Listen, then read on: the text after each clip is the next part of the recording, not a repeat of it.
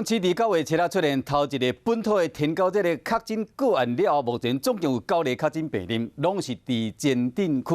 为了防范这个疫情扩散，高雄市长陈其迈下令讲，要扩大采检消灭病媒网，甲扩大环境清洁。到目前为止，已经采检800多人。主要疫区前镇区警戒范围嘛扩大为13里。环保局大动作，下早就开始伫咧装药啊，除了伫咧路边喷，各巷仔内底死角含水沟啊拢会喷。真少装药啊，水车含的烟枪，把拢摕出来用。这个烟枪的话，可以先初步把它这些丑闻的话先消灭。至于所谓的水喷的话，是这些长效的喷药哦，主要符合在那个像水沟、屋檐沟这种比较不会流动的水域的话，去做这种去投都要动作哦。长卵孵化到成文只要1周。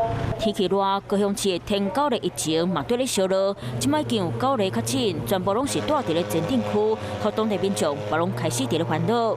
怎么不会担心？现在都不肯出门呢。登革热大家拢无爱啦，当地啊就是爱处理啦。看确诊病例数一直增加，高雄市长陈其迈下令，要紧消灭网虫，阻挡疫情传开。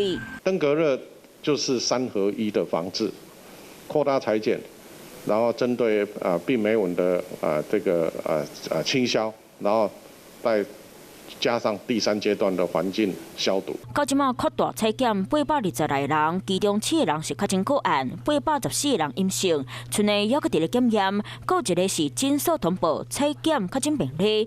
即马规个警戒范围嘛扩大到前镇区13里，嘛针对生团的源头做调查，希望当今控制这波天狗的疫情。